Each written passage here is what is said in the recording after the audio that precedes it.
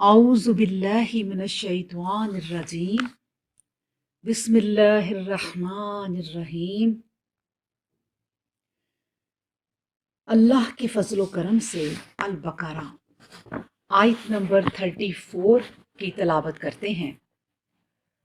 وَإِذْ قُلْنَا لِلْمَلَائِكَةِ اسْجُدُوا لِآدَمَ فَسَجَدُوا إِلَّا إِبْلِيسَ أَبَى وَاسْتَكْبَرَ وَكَانَ مِنَ الْكَافِرِينَ۔ وَإِذْ اور جب قُلْنَا کہا ہم نے لِلْمَلَائِكَةِ فرشتوں سے اسجدوا سجدہ کرو لِآدَمَ آدم کو فسجدوا تو انہوں نے سجدہ کیا الا سوائے ابلیس ابلیس کے ابا اس نے انکار کیا واستکبرا اور تکبر کیا وکانا اور وہ ہو گیا من الکافرین کافروں میں سے۔ اللہ اکبر۔ اللہ کا شکر ہے کہ جس نے ہمیں اس کام پہ لگایا، اور سب سے بہترین کام ہے قرآن پڑھنا اور پڑھانا۔ اللہ اکبر۔ اب دیکھیں کہ اس آیت میں سجدہ کے اصل معنی فرما برداری اختیار کرنا، جو سجدہ کا ذکر اس میں کیا گیا ہے، تو سجدے کے بارے میں ہم پہلے تھوڑا سا پڑھ لیں۔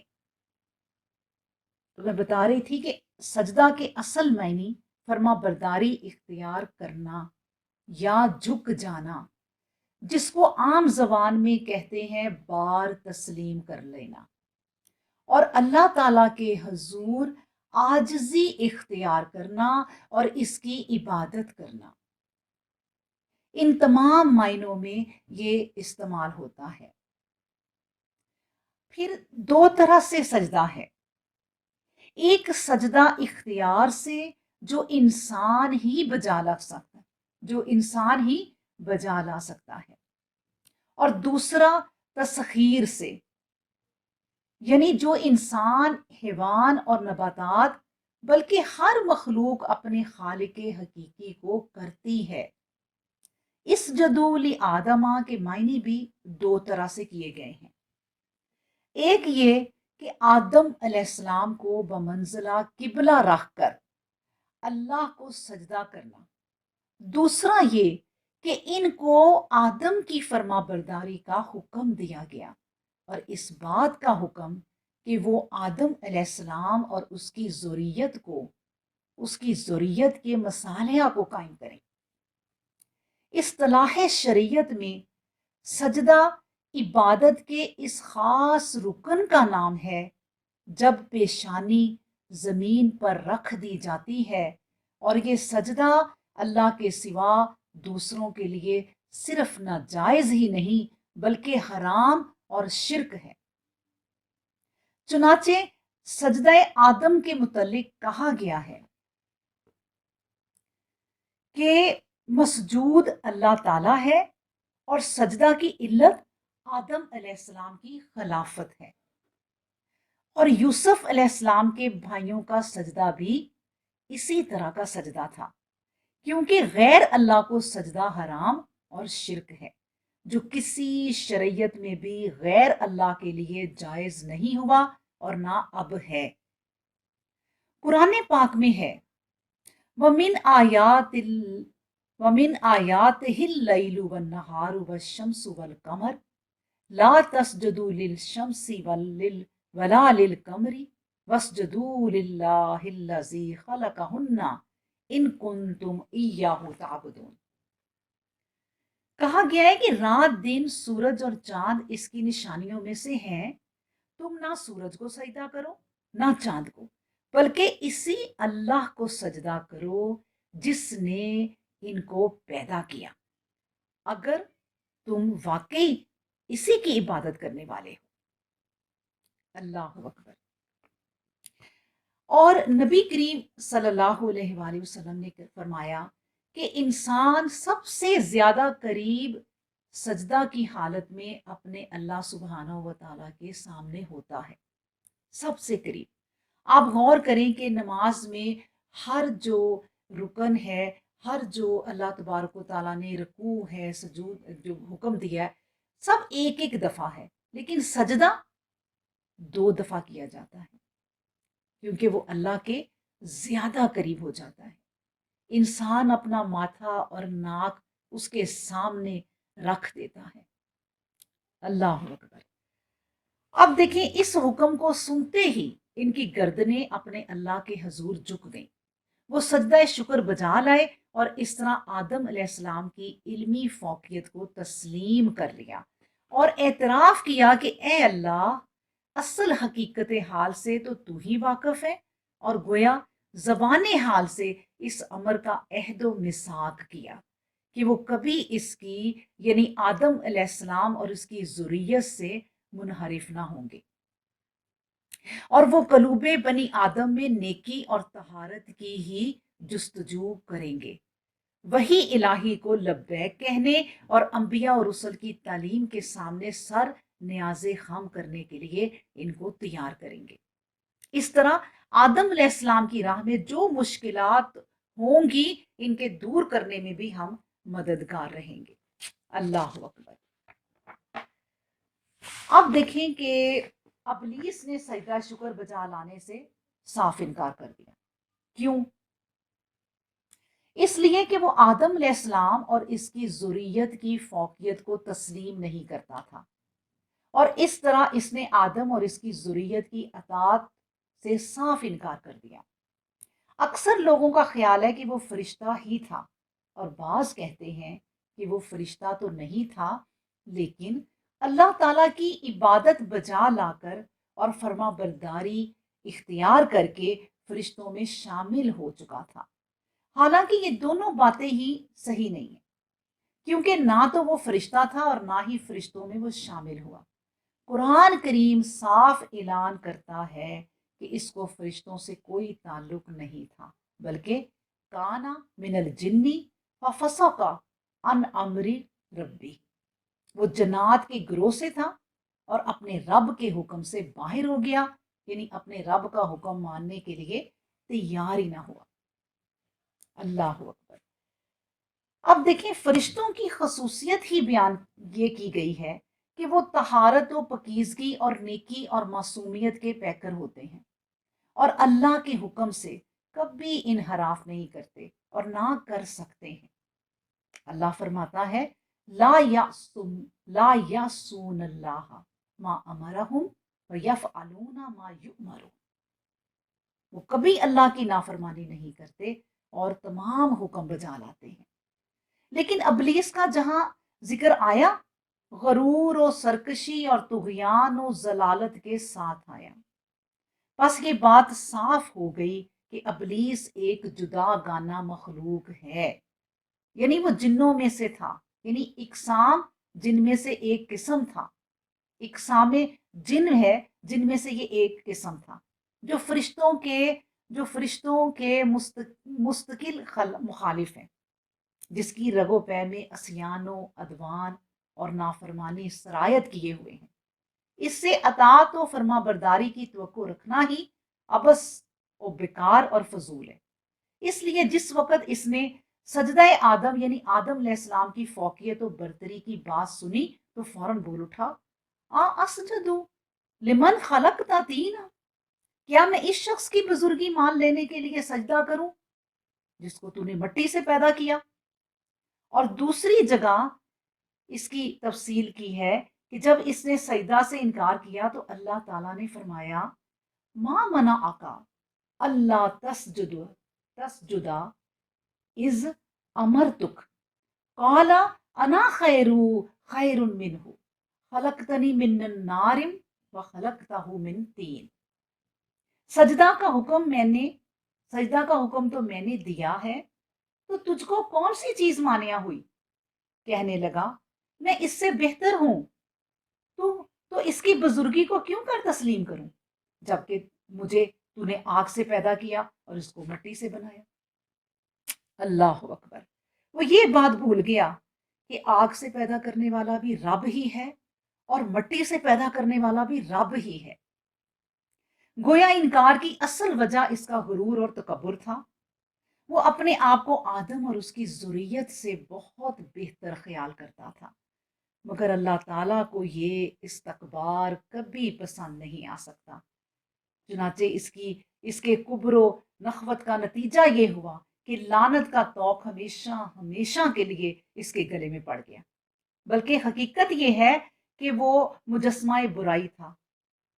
یہ عبارت ایک طریقہ بیان ہے بس تاکہ ذریت آدم کو اپنے ابدی دشمن کا پتہ اور کھوج بتا دیا جائے کہ وہ اس سے ہوشیار رہیں اور اس کے داؤ فریب میں نہ آئیں، کیونکہ وہ ایسا شیطان ہے کہ گویا چور بھی ہے اور چتر بھی، یعنی شیطان بھی ہے اور شیطنت کو مانتا بھی نہیں۔ اللہ اکبر۔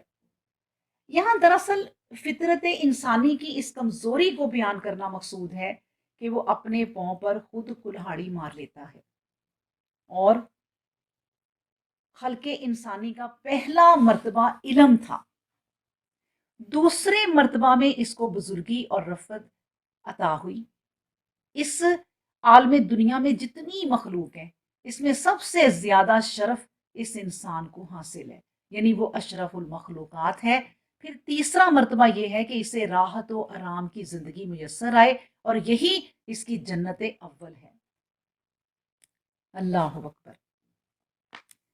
یعنی اللہ سبحانہ و تعالیٰ قرآن میں فرماتے ہیں کہ تمہاری جنس سے تمہاری بیویاں پیدا کی تاکہ تم ان کے سبب راحت و آرام پاؤ، یعنی راحت و آرام کی زندگی بسر کرنے کے لیے زوجین کا ہونا ضروریات زندگی کے لیے لازم و ملزوم ہے۔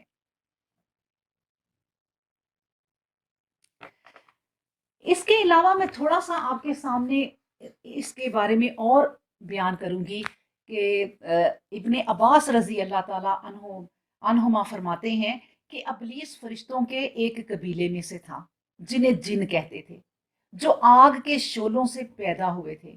اس کا نام حارس تھا اور جنت کا خازن تھا۔ اس کے قبیلے کے سوا اور فرشتے سب کے سب نوری تھے۔ قرآن نے بھی ان جنوں کی پیدائش کا ذکر کیا ہے اور فرمایا ہے کہ مم مارجم من نار، یعنی آگ کے شعلوں کی جو تیزی سے بلند ہوتے ہیں اسے مارجن کہتے ہیں، جن سے جن پیدا کیے گئے تھے۔ اور انسان مٹی سے پیدا کیا گیا۔ زمین میں پہلے جن بستے تھے، انہوں نے فساد اور خون ریزی شروع کی، تو اللہ تعالیٰ نے ابلیس کو فرشتوں کا لشکر دے کر بھیجا۔ انہی کو جن کہا جاتا تھا۔ ابلیس نے لڑ بھڑ کر مارتے اور قتل کرتے ہوئے انہیں سمندر کے جزیروں اور پہاڑوں کے دامنوں میں پہنچا دیا، اور ابلیس کے دل میں یہ تکبر سما گیا کہ میں نے وہ کام کیا ہے جو کسی اور سے نہ ہو سکا۔ اللہ اکبر۔ چونکہ دل کی اس بدی اور اس پوشیدہ خودی کا علم صرف اللہ تعالیٰ ہی کو تھا، جب پروردگار نے فرمایا کہ میں زمین میں خلیفہ پیدا کرنا چاہتا ہوں تو ان فرشتوں نے عرض کیا کہ ایسے کو کیوں پیدا کرتا ہے جو اگلی قوم کی طرح فساد خون ریزی کرے؟ تو انہیں جواب دیا گیا کہ میں وہ جانتا ہوں جو تم نہیں جانتے، یعنی ابلیس کے دل میں جو غرور اور کبر تھا اس کا مجھی کو علم ہے، تمہیں خبر نہیں۔ پھر آدم علیہ السلام کی مٹی اٹھائی گئی جو چکنی اور اچھی تھی۔ جب اس کا خمیر اٹھا تب اس سے حضرت آدم علیہ السلام کو اللہ تعالیٰ نے اپنے ہاتھ سے پیدا کیا، اور 40 دن تک وہ یوں ہی پتلے کی شکل میں رہے۔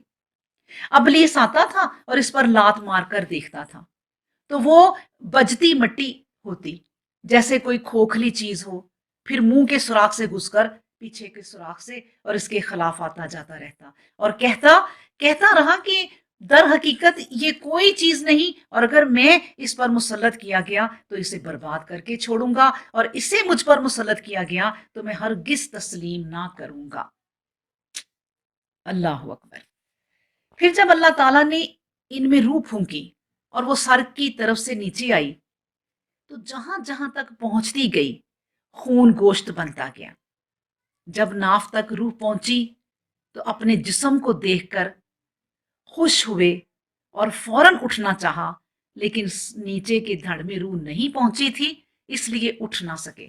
اسی جلدی کا بیان ایک آیت میں ہے کہ وَقَانَ الْإِنسَانُ عَجُولًا، یعنی انسان ہے بے صبرا اور جلد باز ہے، نہ تو خوشی میں نہ رنج میں۔ اچھا، جب روح جسم میں پہنچی اور چھینک آئی تو کہا الحمدللہ رب العالمین۔ اللہ تعالیٰ نے جواب دیا یرحمک یرحمک اللہ۔ پھر صاف ابلیس کے ساتھی فرشتوں سے فرمایا کہ آدم کے سامنے سجدہ کرو۔ تم سب نے تو سجدہ کر لیا، لیکن ابلیس کا وہ غرور اور تکبر ظاہر ہو گیا، اس نے نہ مانا اور سجدے سے انکار کر دیا اور کہنے لگا میں اس سے بہتر ہوں، اس سے بڑی عمر والا ہوں اور اس سے قوی اور مضبوط ہوں۔ یہ مٹی سے پیدا کیا گیا اور میں آگ سے بنا ہوں، اور آگ مٹی سے قوی ہے۔ اس کے انکار پر اللہ تعالیٰ نے اسے اپنی رحمت سے نا امید کر دیا، اور اسی لیے اسے ابلیس کہا جاتا ہے۔ اس کی نافرمانی کی سزا میں اسے روندہ درگاہ شیطان بنا دیا۔ پھر حضرت آدم علیہ السلام کو انسان، جانور، زمین، سمندر، پہاڑ وغیرہ کے نام بتا کر ان کو ان فرشتوں کے سامنے پیش کیا جو ابلیس کے ساتھی تھے اور آگ سے پیدا شدہ تھے، اور ان سے فرمایا کہ اگر تم اس بات میں سچے ہو کہ میں زمین میں اسے خلیفہ نہ بناؤں تو ذرا مجھے ان چیزوں کے نام تو بتاؤ۔ جب ان فرشتوں نے دیکھا کہ ہماری اگلی بات سے الہ العالمین ناراض ہے تو وہ کہنے لگے اللہ عز و جل تو اس بات سے پاک ہے کہ تیرے سوا اور غیب کو جاننے والا۔ ہماری توبہ ہے اور اقرار ہے کہ ہم غائب دان نہیں، ہم تو صرف وہی جان سکتے ہیں جس کا علم تو ہمیں دے دے، جیسے تو نے ان کے نام صرف آدم علیہ السلام کو ہی سکھائے ہیں۔ اب اللہ تعالیٰ نے حضرت آدم علیہ السلام سے فرمایا کہ تم انہیں ان تمام چیزوں کے نام بتاؤ جو انہوں نے بتا دیے۔ تو فرمایا اے فرشتو، کیا میں نے تم سے نہیں کہا تھا کہ آسمان و زمین کے غیب کا جاننے والا صرف میں اکیلا ہوں اور کوئی نہیں؟ اچھا، میں آپ کو یہ بھی بتا دوں کہ بعض لوگوں کا قول ہے کہ یہ سجدہ سلام اور عزت و اکرام کا تھا، جیسے کہ حضرت یوسف علیہ السلام کے بارے میں فرمان ہے کہ انہوں نے اپنے ماں باپ کو تخت پر بٹھا لیا اور سب کے سب سجدے میں گر پڑے، اور حضرت یوسف علیہ السلام نے فرمایا ابا یہی میرے اس خواب کی تعبیر ہے جسے میرے رب نے سچ کر دکھایا۔ اچھا، اگلی امتوں میں سجدہ تعظیم جائز تھا، لیکن ہمارے دین میں یہ منسوخ ہو گیا۔